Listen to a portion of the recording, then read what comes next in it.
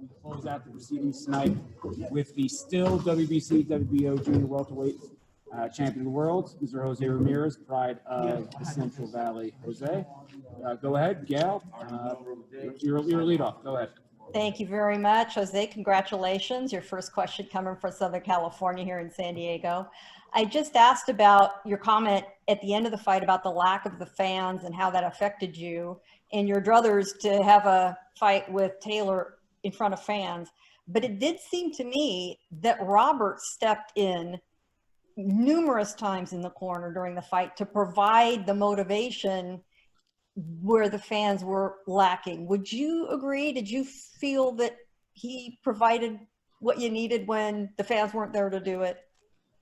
Yeah, of course. Robert. Robert knows what I could do. So he was trying to keep me motivated and hungry, and he understands it's been such a long year of me training. So he knew I went through a lot of training camps, a lot of sacrifice, putting my body through so much work. That he probably knew that I was a little tired, mentally, from just being the whole year inside the gym. So he just wanted me to, to finish strong, and I was, he knew I was okay. He knew I was comfortable in there. He just wanted me to be more myself, and let my punches go. Do you think there are any lessons for you in this? I mean, hopefully you'll never be put in this situation again. But what can you draw from the negatives about these long, drawn-out issues, the testing problems, everything that's gone on? Do you kind of say, I'm putting that off in the box, locking that away, and calling it done? Yeah, it's part of learning, and it was something new for me. So it was good for me to go through this type of adversity, you could say. Again, it wasn't so much of the 3 days or 4 days being in the bubble. It was more like, just I went through so much since November of 2019 to get ready for the same fighter. So obviously we put in so many rounds of sparring and stuff like that. So it's very important that I measure my body correctly to make sure I don't overwork. And I think that was one thing that I was able to understand better, to see how my body reacts, if I stay in the gym and put so much work. And that's something that Robert Garcia also with Chep and Charles were able to see as well, So it's good for us to go through this experience. And I was just grateful, and it's a blessing, It's a blessing that I'm now in a position where I'm just waiting for Josh Taylor to see, hopefully, he defends his titles, and then we can make the fight happen. Thank you very much, Gail. Sorry to cut you off, Gail. I apologize. We got Jeremy Hedges on the line. Jeremy, go ahead. Hey, Jose, congratulations on retaining your titles and the victory. As far as your expectations, did Viktor Postol surprise you with anything that he did tonight? And what did you think about his performance? No, he could, he could take a punch, but no, there was nothing new. I think if I would have put a little bit more pressure and just let my punches go, and if I would have felt a little more fresh, my body just not as tense, I think I would have done much better. But hey, it was a great fight. It's a good fight, and I'm glad we both came out healthy. But I could see it was respecting my power. I was just, my mistake was that I was waiting for that one shot, and instead of letting my combinations go. And I think that was my biggest mistake. But Postol's a great man. He's a very disciplined fighter. Everybody in the world in boxing knows that he's a very disciplined fighter. Even when he's not training for a fight, he's always, staying physically active in his country, and he takes care of his body pretty well for his age. So, I would have loved to make a bigger statement, but hey, it's part of boxing. Looking over the history of your career so far, obviously keeping everything in mind with all of your experiences, would this fight stack up as one of your hardest to date, in your opinion? No, I think probably I had other previous fights that I felt like, I was more concerned. And this fight was just, I knew he didn't have the power or much to hurt me. It was just my problem was that I need to let my punches go. You know, I was a little too patient. I was a little too hesitant. And so I made the fight a little bit more difficult for myself. Going forward, if you have to fight in this environment again, anything that you would do differently the second time around, and obviously, you know, hoping that you don't have to do, you know, multiple training camps for one fight. Yeah, I think the most important is just, you know, it's getting a good break, letting my body recover, letting my body get fresh again, you know, and then going back to training with that motivation and drive that I want to work hard for a good fight, you know, and even if I have to go through this experience one more time, I think my body's going to react a lot better. I just need to let my body recover. I think that's the most important thing. Awesome. Thank you, Jose, and congratulations on the win. Yeah, thank you. Thank you, Jeremy. Again, raise hand mechanism or send in the chat. Jose's tired, so we'll only do a couple more questions for Jose, and then we'll let him relax and enjoy the evening. Reggie, go ahead, sir. Hey, congrats on the victory there, Jose. And you get that moment, I don't know what it was earlier in the first half of the fight, you do get the left hand through and he stumbles for a minute. You know, what was your thought process at that moment? You know, I think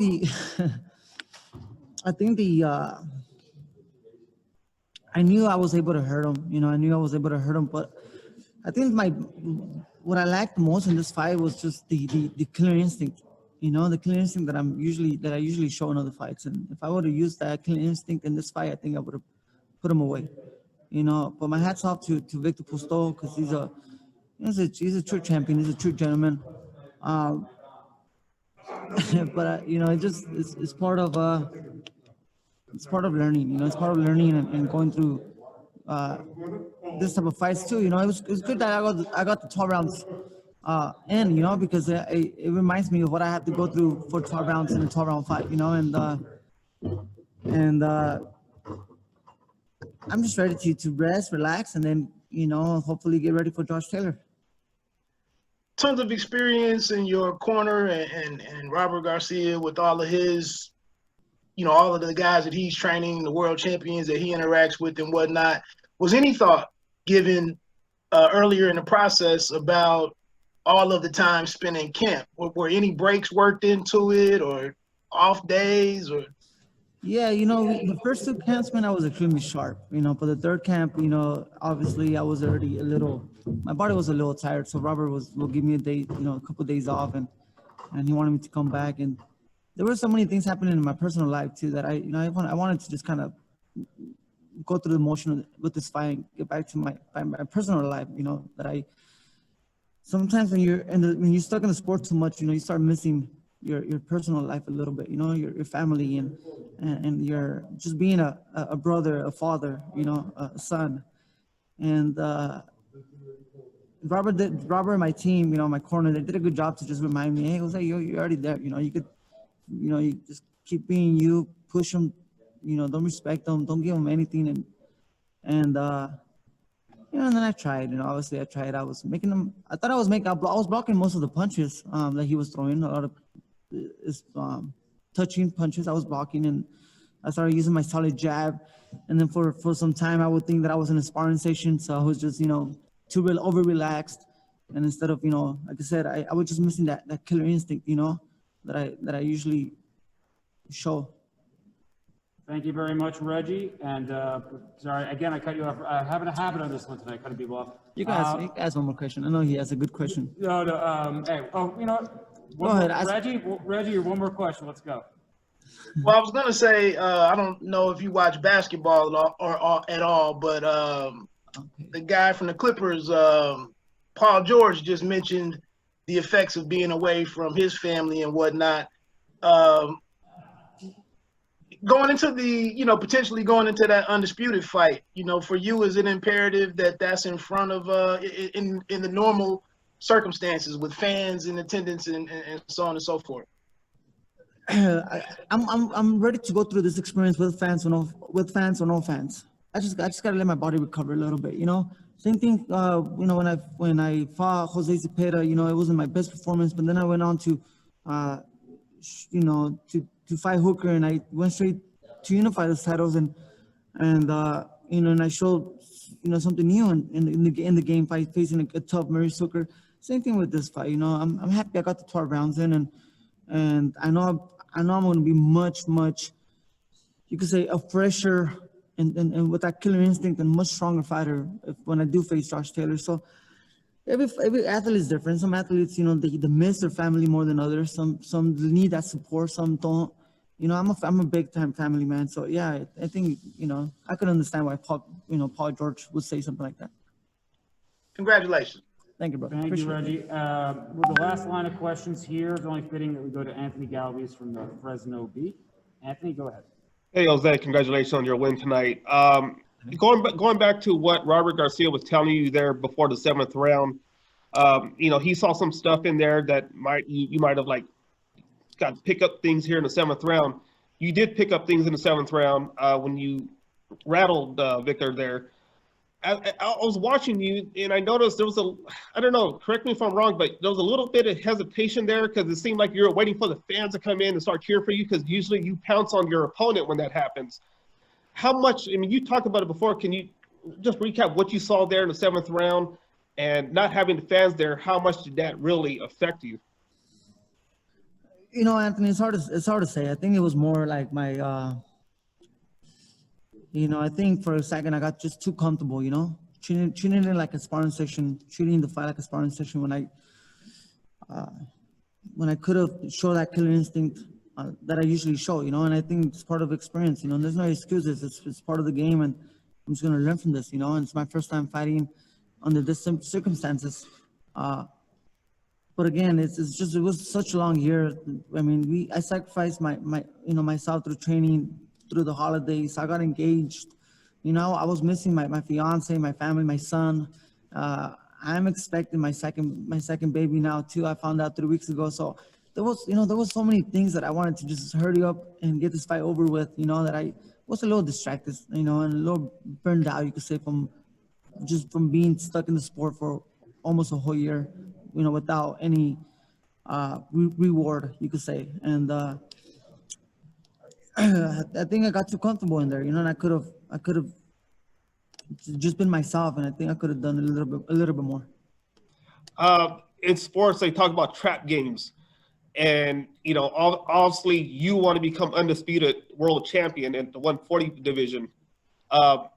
Did you kind of look ahead towards, you know, maybe possibly facing Josh Taylor? And this is a two-part question, so answer that. The second question is, you want to become the first Hispanic champion in, you know, the whole 4 bouts. How important is that for you to establish, you know, hey, I'm the first, I did it? Can you talk about that? Yeah, you know, of course I was looking at the importance, and that's what kept me motivated. You know, I'm one fight away from, you know, from fighting possibly for an undisputed, you know, hopefully Josh Taylor defends his titles against his mandatory next month. But yeah, of course I was thinking a little ahead, and that's what kept me a little bit motivated. I know how important this fight was, though. I know that it was going to be a little complicated because Postol is a very long, crafty, tricky fighter, you know. So I know he was going to make it a little bit more complicated. But as far as, you know, wanting to become a Hispanic, of course, you know, that's a huge goal. You know, that's something that's a motivation. You know, that for me to not just to become the first Hispanic, you know, not to brag about that or to have stories, you know, written about me becoming the first one. It's not about that. It's just I want to see. I just want to prove to myself if I'm the best 140, and by doing that, I have to face the best 140 pounders out there. And as we know, Josh Taylor has the other 2 bouts, and in order for me to say I was the best 140 before I make my move to 147, I have to face Josh Taylor. So I do that more for my own glory, for myself, you know, and not so much for the writers, for the people's opinions. You know, I do that for myself, and that's what I want to do. Last question for you, Jose, before I let you go. How would you rate your performance tonight? Like a 7. A 7 because I got the victory. A 6, I would have been in trouble. Right. Second thing. Hey, Anthony, thank you very much. Thank you, everybody, for joining us today. We'll get Jose back so we can relax. Thank you for joining us, and we will see you next time. Thank you, everybody. Bye-bye.